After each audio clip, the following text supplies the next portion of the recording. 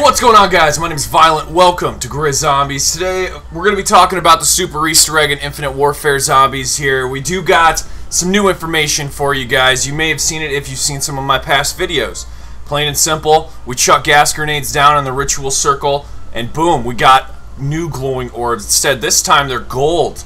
Before we had seen them in Rave in the Redwoods and we had somewhat of a different experience, but the gameplay you're going to be seeing from here on out is projection room gameplay. I'm going to be going straight into the projection room, leaving, coming right back. We're going to be using nade party so that way our gas grenades can refill. I feel like that's very important to note if you guys want to try this yourself. And I did try a few extra things. We will be going through that as we get to it. If you guys are new around here, be sure to subscribe, hit that bell icon so you don't miss a video, and drop a like on this video right now if any of this helps you out. The gas grenades, as you can see, some sort of placebo effect popping up these orbs. Now, these orbs are very mysterious because we can't figure out what they're corresponding to. In Rave in the Redwoods, we saw the same type of orbs popping up. Now, this was a different effect because you had to have a zombie pouch in order for that to go down. And we'll talk about that in just a second. There are 5 soul keys. We know that there are 5 soul keys because there's 5 different maps. You guys, you're thinking 4 different maps. Well, that's the DLC maps. We still have Zombies and Spaceland, which makes a 5th key. So we do have 5 keys total, which is very important to note. Now, towards the end of this video, we will be getting into just a little snippet of DLC 4 information, the Q2 investor call that went down. I recorded the whole thing, so you're going to get an actual audio clip of them talking about it. It's not very long, it's not much, but we'll get to that, we're going to let it pop up organically here. The projection room does have the Pack-a-Punch machine. Now, what's important about this Pack-a-Punch machine, you might say? Well, they all share alien fuses. Every one of them share alien fuses in some shape or form. That's how you double Pack-a-Punch. The Exquisite and the activation button is mainly the only difference in these projection rooms. Zombies in Spaceland had the Exquisite. That took up the left side of the wall. Rave in the Redwoods didn't have anything there. And then you have, but you still have to get the alien fuses for double Pack-a-Punch in Rave in the Redwoods. However, there was no activation button in Rave in the Redwoods.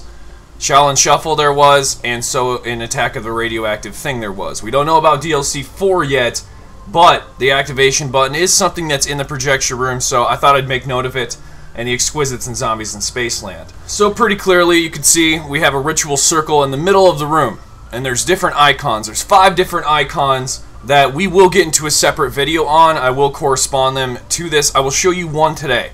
I will show you one correspondence today, and that is for Attack of the Radioactive Thing, okay? What you can see me doing constantly is throwing these gas grenades. What that's doing is popping up this orb. Very mysterious because I still don't know what we can do with it. I don't know the next step as to what we can use with these gas grenades. If we put a gas grenade somewhere else, at the same time a gas grenade is thrown here, will something happen? These are questions I just can't answer right now. But what is for sure, what is certain, is that in Rave of the Redwoods there are blue orbs. You have a Z pouch, you get in rave mode, you just walk in. Boom, the blue orbs are there. Attack of the Radioactive Things, we now have golden orbs. And this is caused by a gas grenade being thrown in the middle of the ritual circle. As far as I could tell, these are the only things in our game right now that actually put up orbs. What we're going to do is hit the activation button, we're going to throw a gas grenade down there, and then in this trailer also throw a gas grenade. And still, I did not see any sort of effect happen in the trailer. You can see that the gas grenade is still going off. Not 100% sure what we need to do. Outside of the power plant area, I did try this shaking area where you would place the fuse to charge them, chuck down gas grenade, killed my last zombie, and yeah, no real effect there. So I'm definitely trying some things, just knowing that gas grenades on this map does pop up the orbs. I happen to think that is a connective tissue, if you will, to an Easter egg possibly.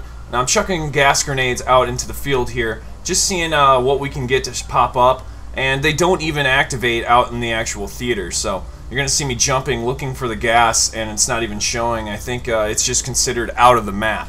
But since we've talked about the glowing orbs now, that is really the new evidence that I have for you guys of the Super Easter Egg. I believe this is the furthest anyone's got, at least for describing what we're seeing along the way.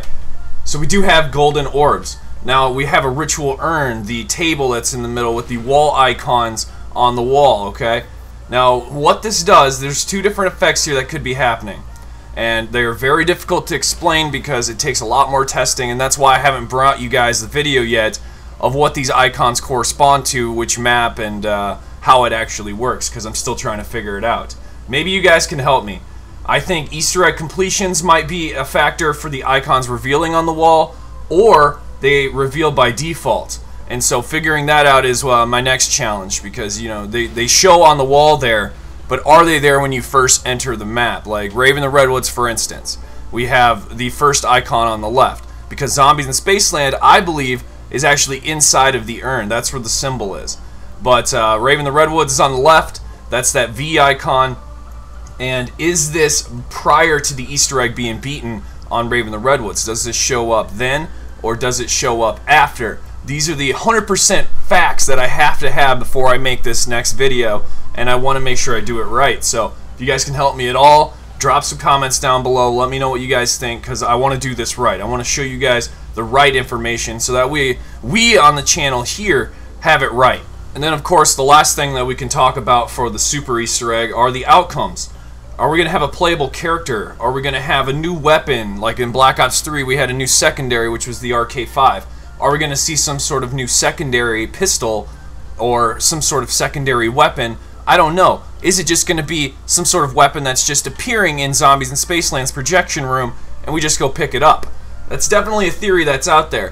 One that I like to entertain is the fact that a Fate card might be possible. You know, we have Fate and we have Fortune cards. The Fate cards are free cards you can keep using if you want to refill your deck over and over again. I think having a new Fate card as your Super Easter egg might be kind of cool. It hasn't been done yet. Neither as a playable character, but I digress.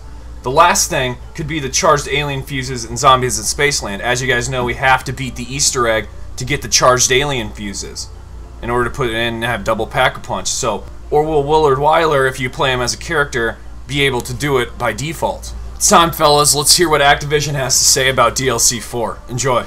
Continues our strategy of delivering a steady stream of content and services to our community, including Blizzard's Hearthstone expansion, Knights of the Frozen Throne, additional maps for Activision's Infinite Warfare, which remains incredibly strong.